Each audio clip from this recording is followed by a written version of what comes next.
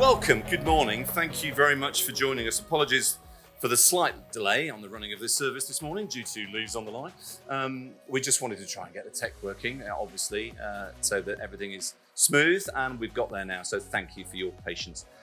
It's a lovely day, isn't it, really, to be here in South London. Haven't been here for a long time, especially not on Midsummer's Day. The nights are drawing in from tomorrow just to depress you even further. So apologies for that.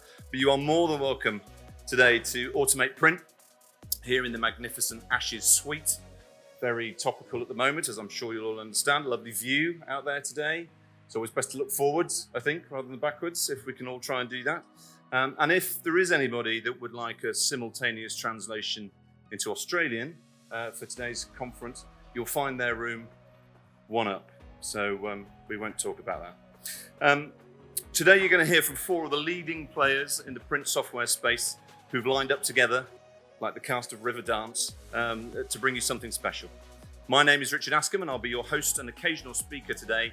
And I'm delighted to be back in London after a busy few weeks hosting events across Europe over the last few weeks.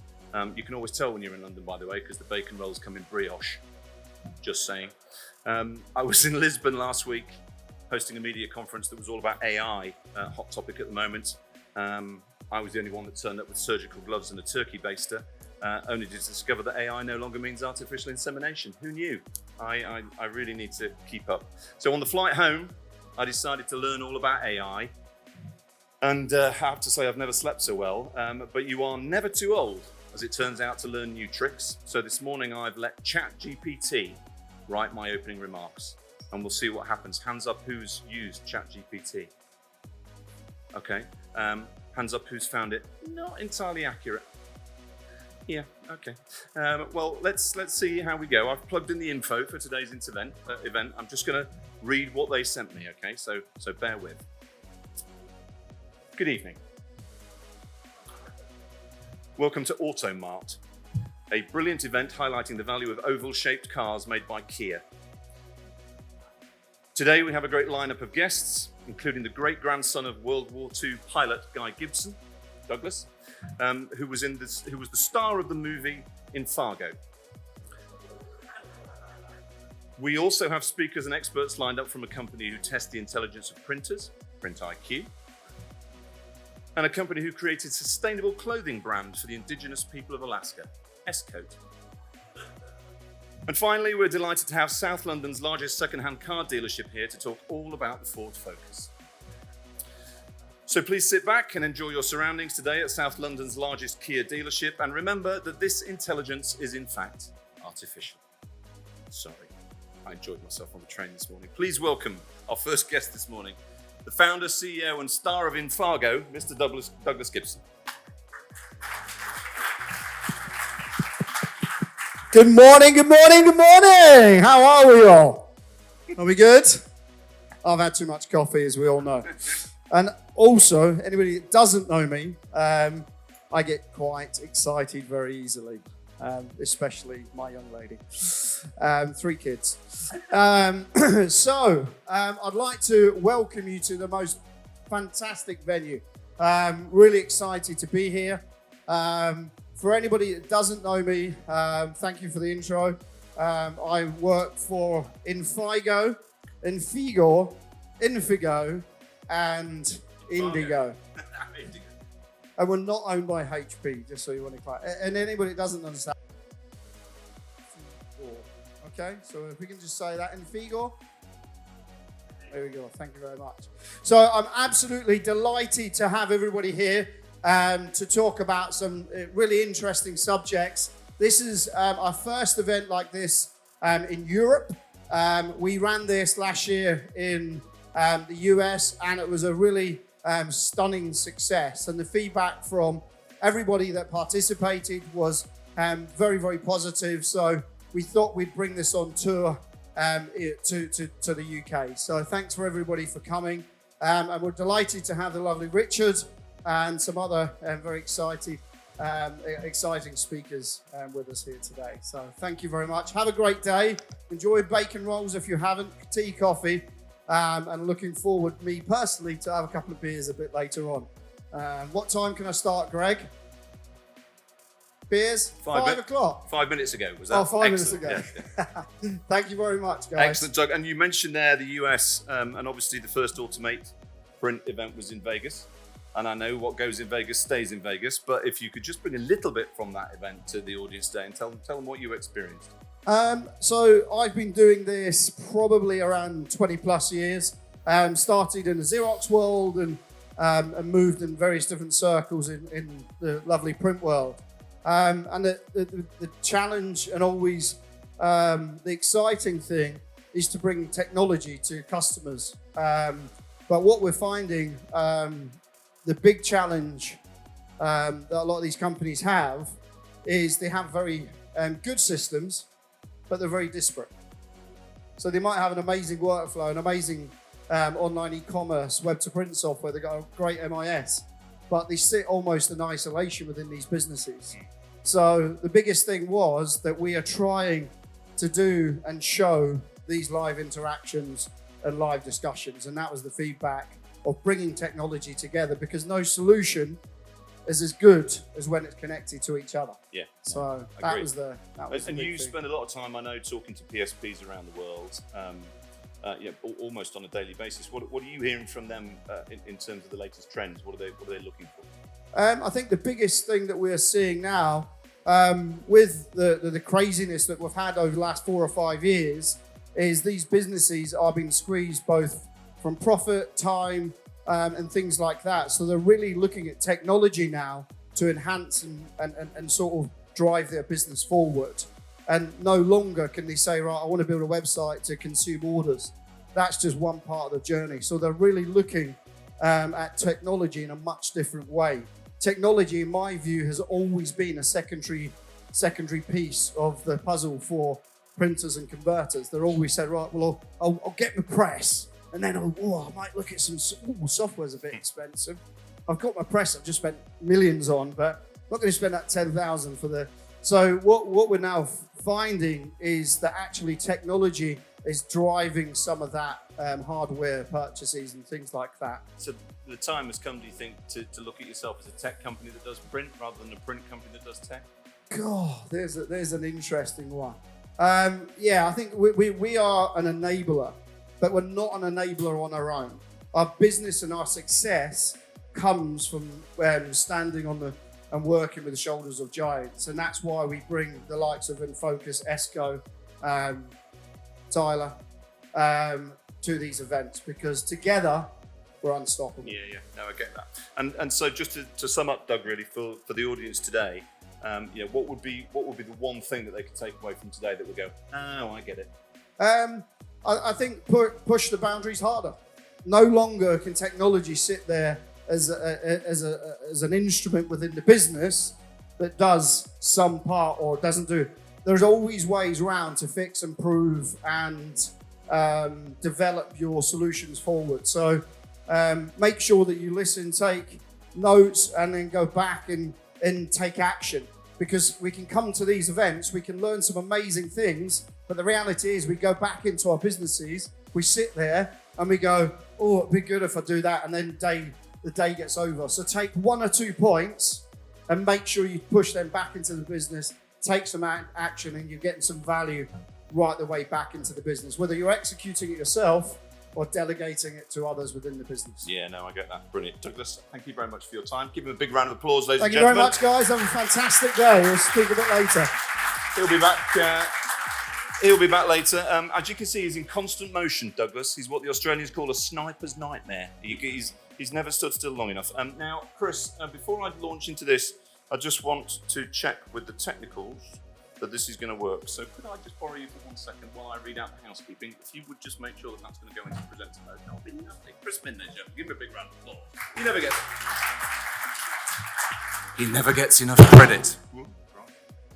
He never gets enough credit. So, right, so housekeeping, boys and girls. We always have to do this because it's the law. So if there's no planned fire drill today, so if you smell smoke, run. It doesn't say that, but that's just more interesting. I'm sure there's a way out, and I'm sure somebody will show you it. But at the very least, let's all run onto the pitch while we're allowed. Loos, I think, that way and that way. In fact, it's a circular building, so walk one way and you'll get to the end of it at some point, I'm sure.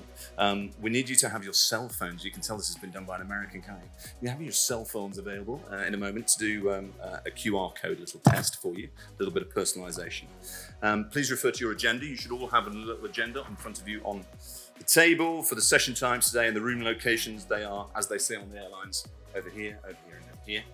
But just, follow your nose. Lunch is going to be served on the Corinthian rooftop terrace, and thank you to Infigo for organising the weather to enable us to do that.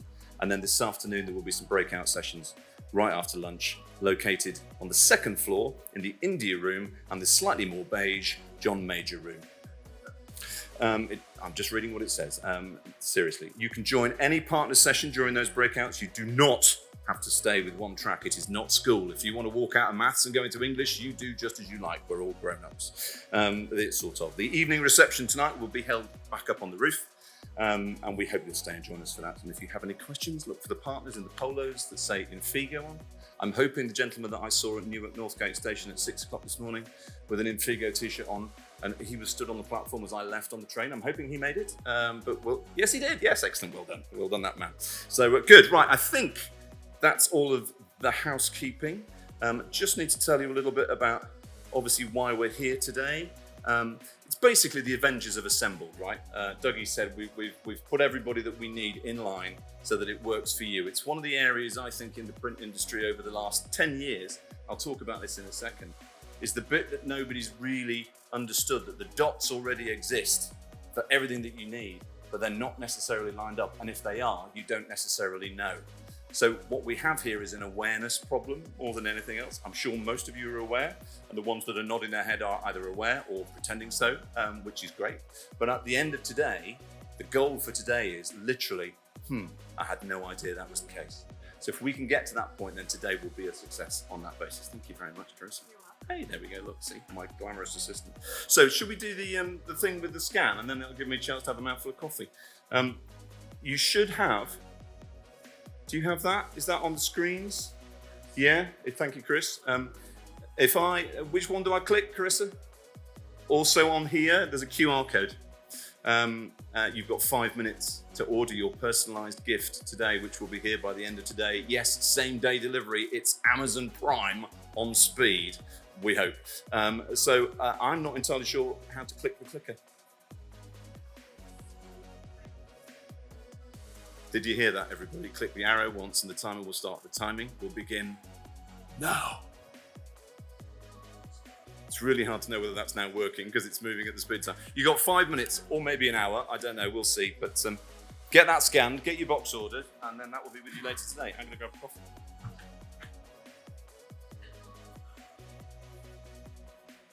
Is everybody done? All aboard that's coming aboard? Yes? Hands up who's the first time that's just ordered a personalised gift online. Anybody? Oh, excellent. Yeah. Thank you for your attention. 5 minutes is a bloody long time, as it turns out, but there we are. Thank you for that.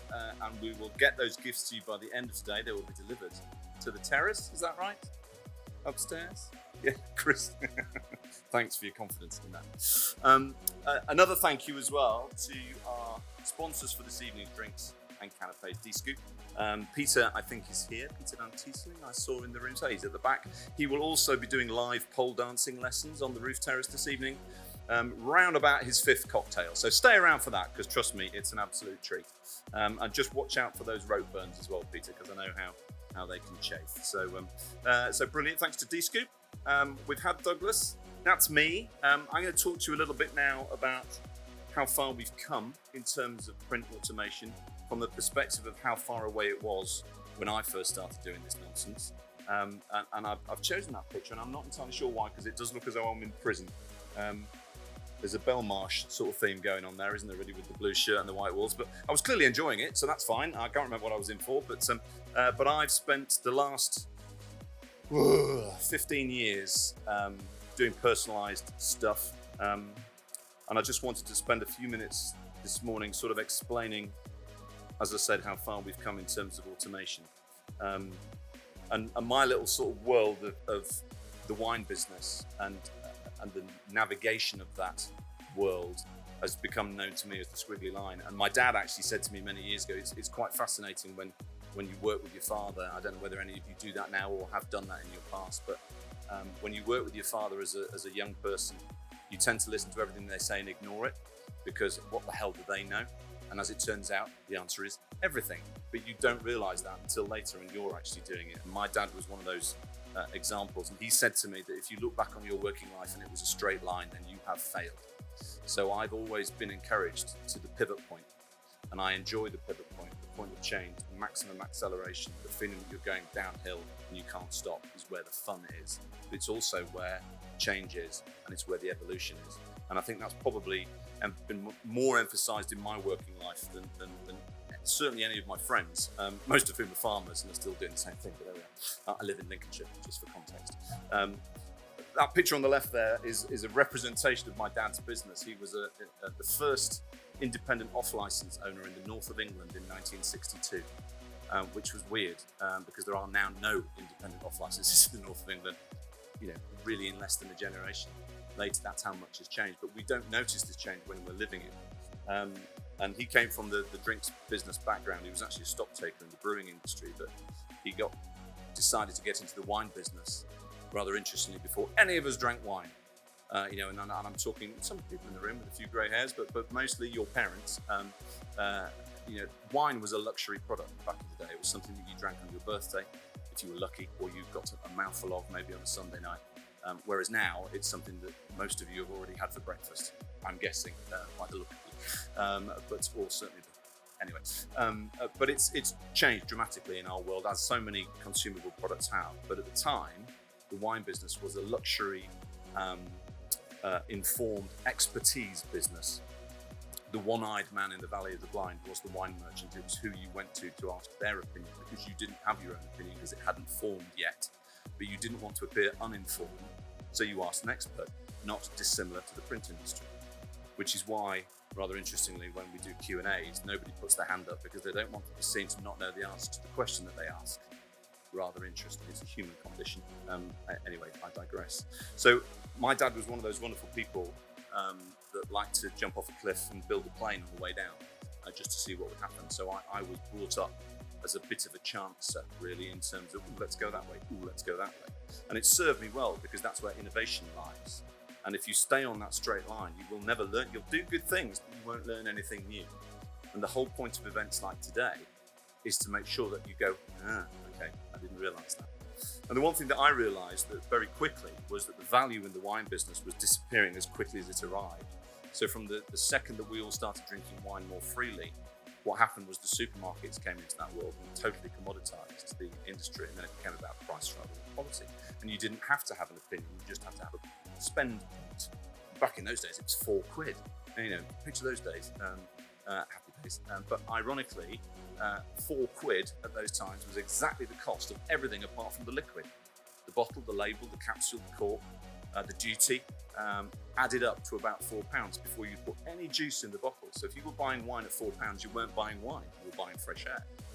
But ironically, every 50p over that £4 that you spent, you got 50p more wine. So the incremental sort of improvement, quality improvement, was actually quite small, not dissimilar to the print industry.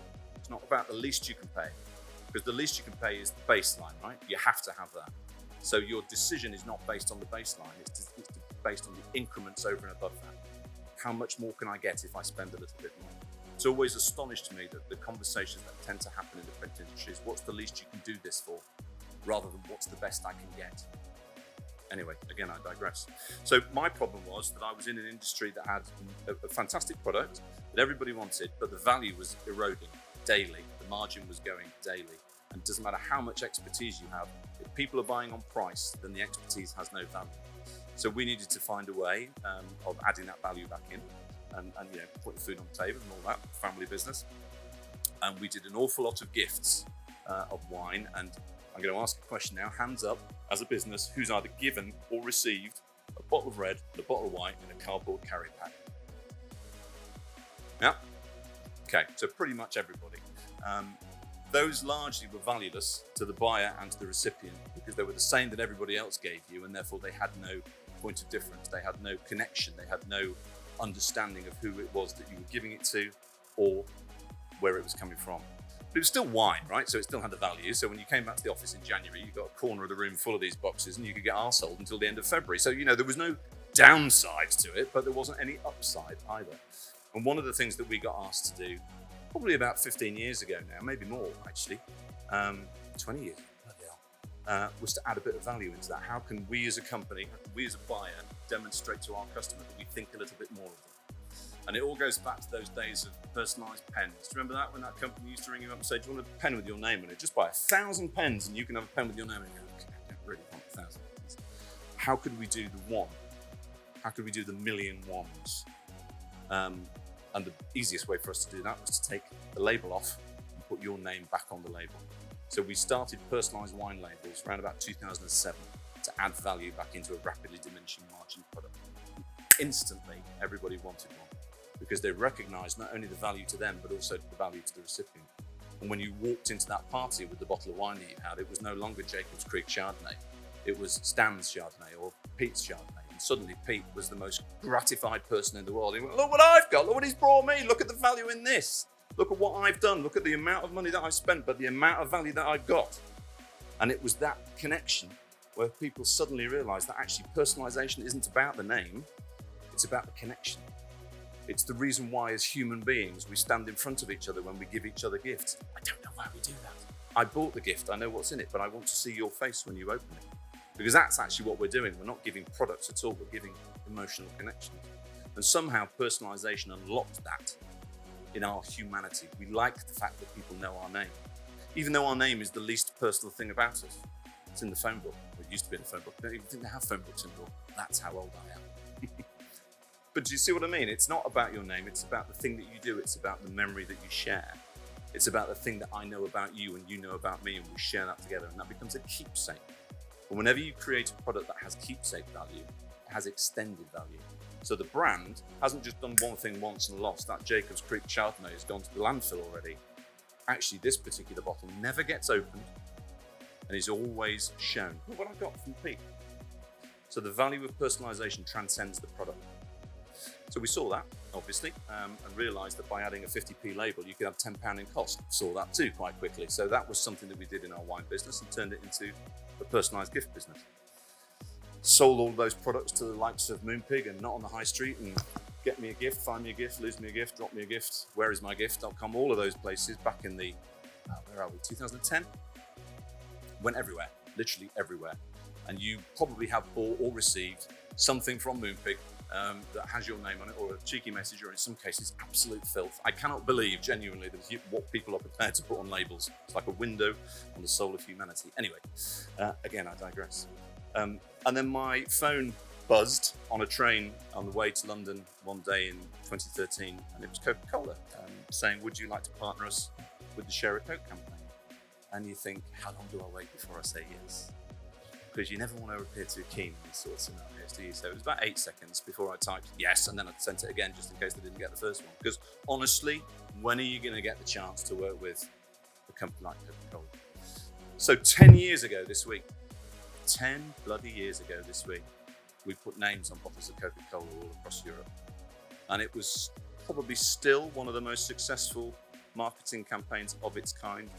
They didn't do it to sell product, by the way, they did it to engage with teenagers, because they'd seen that teenagers were stopping drinking soft drinks and it frightened the living shit out of them that their market was disappearing after 127 years. So they took the risk of taking their name off and putting your name on in order to connect you back to them, and it worked. Sales went through the roof, but nobody actually ever opened the bottles. You didn't spend £5 on a bottle of Coke with your name on it to drink it. So 95% of those bottles still exist. Did anybody get a bottle or a can of Coke with their name on it during that campaign 10 years ago? Yeah, a few people still got them. You keep it, you drank it. Bloody hell, how bourgeois these are. £5, oh, what the hell, drink that. I bet you drink Perrier as well. Anyway, I digress. But it was fantastically successful as a campaign. And of course, what it spawned, certainly for me, was lots of other things. Because you think, if I can stick a label on this and add value, what else can I stick a label on?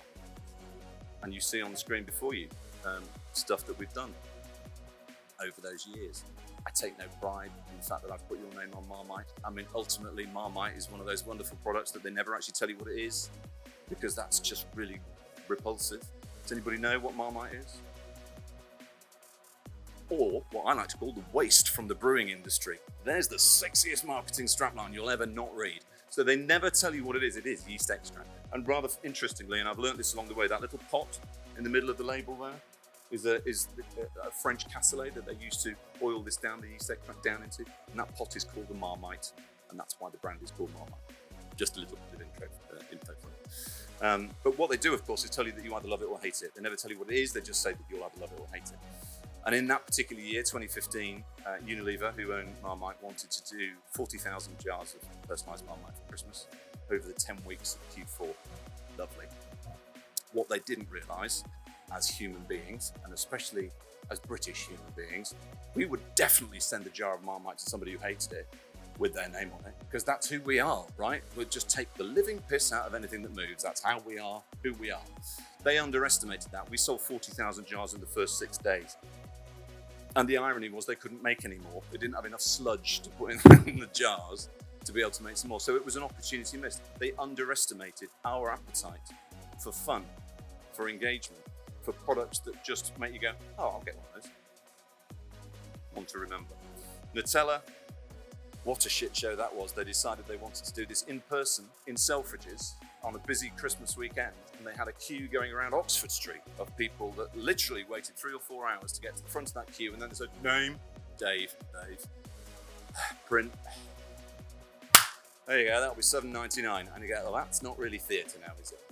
And I don't know how many of you have done this sort of stuff before, but when you try and do it in front of customers, it never works. Which is why online is the best place for this sort of stuff, because you don't see the queue you're in. They're either side of you, not in front of you or behind you.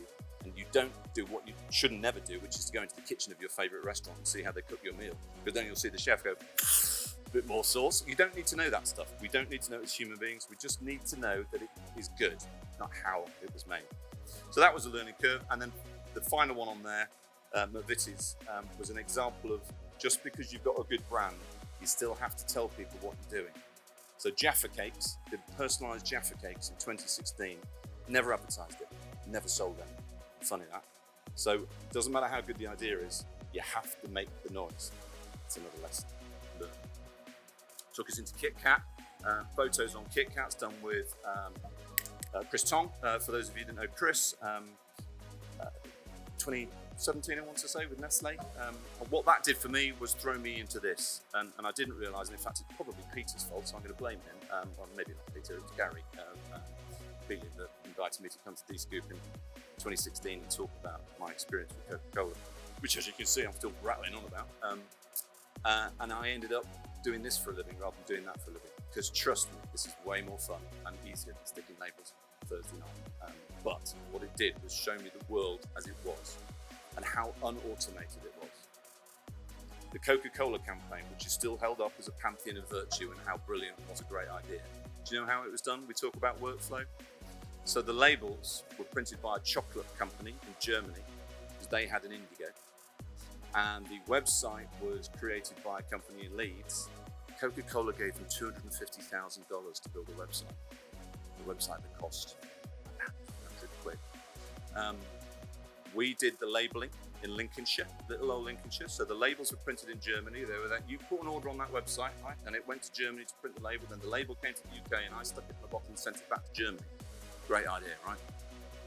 That's automated workflow right there. And it's taken 10 years for these guys in this room today to put all those dots that already existed but disparately together, and yet brands like Coca-Cola still don't use it. So there's something just to remember. Get in line, but make the noise about being in line, because that's where the simplification comes, and that's where the margin is, and that's where they're interested. So rather interestingly, that's thrown me into that world. The whole speaking thing, I love. It's my happy place being up here, you can probably tell. But it's also led me back into the world of personalised product marketing. Carlsberg came along wanting to put names on footballs. It's quite hard printing on a curved surface. Most of you will know that. Especially when the balls are made flat, obviously originally, and they're printed on and then they're made. Once they're made, it's a little bit harder. But I went, yeah, it'll be fine. And it took 2.5 years to develop the process to print on balls, but we now ship balls to 65 countries around the world. We've put names on links. This is my favourite because I read that 1 in 4 households in the UK get a linked gift set at Christmas. How many smelly teenage boys is that? Honestly, that's just nuts. So that worked particularly well. And where it's led me, and finally on that squiggly line, is to children's books and children's storybooks, to be more precise, personalised children's storybooks. And I was talking to Alan about this earlier, about the reason why.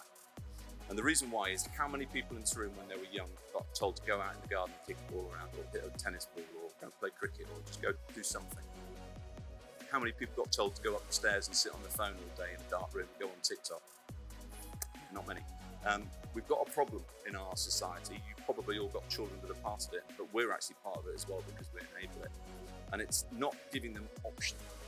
The option at the moment is 12 hours of darkness and this. It's not get out there, throw a ball around. Everybody that was in that match last night started as a 4-year-old wanting to be part of that match. I believe that we need to get back to a part of that world, not all, because I don't think we can put the genie back in the bottle in terms of technology, but I think we can actively start encouraging the next and the next generation to see a world that we were lucky enough to see, but we didn't see it as luck, it was just what we did. But all those professional sportsmen around the world started off dreaming. So these books, this first one was launched with England Rugby in February, licensed books, personalised licensed books, being printed by Cloud Printer, for those of you that know Tim Cox. So we are actually printing books around the world. We started with one, we've now got 48 sporting organisations and organisations that want children to participate, to learn how to read, to be a bit more diverse, to be a bit more inclusive, printed in the country they're going to, not the country they're coming from, so it ticks their CSR responsibilities. We're even working with the BBC to do one for Strictly, mainly because of the professional dancers, but I'll leave that one for you to wonder about. But that's kind of where the squiggly line has got to. And the reason that I wanted to tell you that story this morning, especially here, was just to see how far we've come in a relatively short space of time. Because you never measure these things. It's like you notice other people's children growing, but never your own. You don't notice the evolution in your own business. You guys are making thousands of micro decisions every day, but you don't necessarily see them come to fruition. But what you see is what you haven't got. I would encourage you all to look at what you have got, see what else you need. It's like making paella. Every now and again you need a little bit of something extra. You've got so much talent in this industry, and it's undervalued by you, which is why it's not told to people in the way that it should be. I did a speech for a couple of years called The Adventures on Print Island, which was basically an island where the entire print industry lived on, and everybody knew everybody, and everybody thought it was great. And everybody slapped each other on the back and said, aren't we brilliant? But they never went to any other islands to tell anybody else, so nobody knew. So when you see things happening in the world, products, Nutella, Marmite, you go, we could have done that. My answer question is, well, why didn't you then? You've got the tools, you've got the partners, you've got the expertise, you've got the willingness, you've got the legacy, you've got the history, you've got all of the skills that you need. Tell people about those skills.